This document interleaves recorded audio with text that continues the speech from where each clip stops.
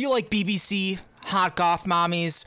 Then you need Chasca. Free-to-play Chasca is beyond amazing. Chasca is an elemental skill-focused hottie, with her elemental skill turning her into a freaking Shinkansen. You can either tap or hold her elemental skill, where she enters her Night Soul state. I would highly recommend her hold attack, where she loads shells into her hold attack based on the element types of your team. You're gonna want to run her in a rainbow team, trust me. She's got some sweet resistance to attacks and flies very high when she's in this state, and typically the first, third, and fifth shells loaded are gonna trigger reactions. This means her C1 is going to allow for an additional reaction by loading in that extra shell. She's going to generate 5 anemo particles per skill-ish, requiring a small amount of ER. Her hold damage is going to be considered charge attack damage, with her tap damage being considered as normal attack damage. Her elemental burst serves as a large initial strike with 6 follow-up strikes. This gains elemental infusion based on the party as well. Against the 1 million flying hell turd, she does a lot of damage. As far as her passives are concerned, the bullet trick is going to be the most important. This will give you a scaling chance to trigger an additional elemental reaction shell to be loaded into her hold state based on the elemental type differences of party members. As far as weapons go, you can literally use anything, and yes, I mean anything. 5-star bows are wonderful for crit rate, crit damage, or EM. Charge attack buffs from her signature and first grade magic are insane. Windbloom Ode is incredibly powerful. Black Crypt Warbow with its crit damage scaling and high base attack is perfect.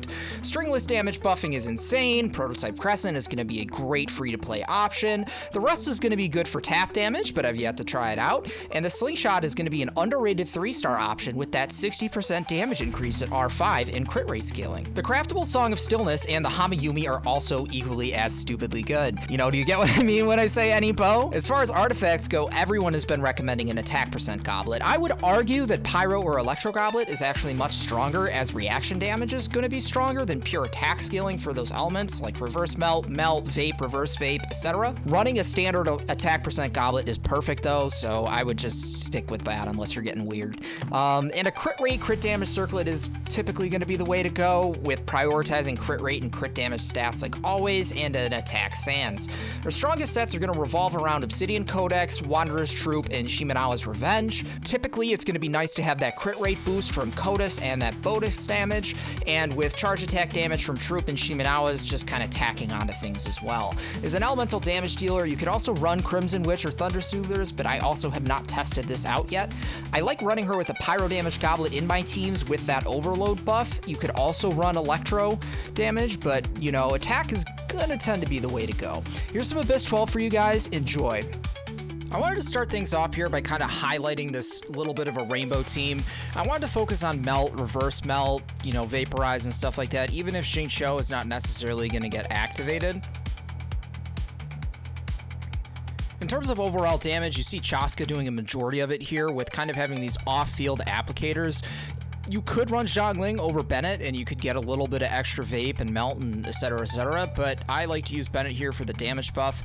In a perfect world, you could use Furina as well, or you could use Kujo Sara for an electro crit rate buff or crit damage buff if you're at C6, or damage buff. You could even use Chevreuse.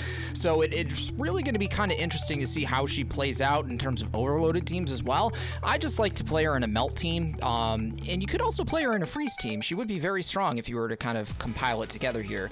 I'm mainly focusing on second half because that's where I think she's the strongest. I didn't take any buffs for this run, so this is just her raw damage. I know that there currently is a Spiral Abyss buff that gives attack percent for Night Soul Blessing states, so you'll kind of just have to ignore that here.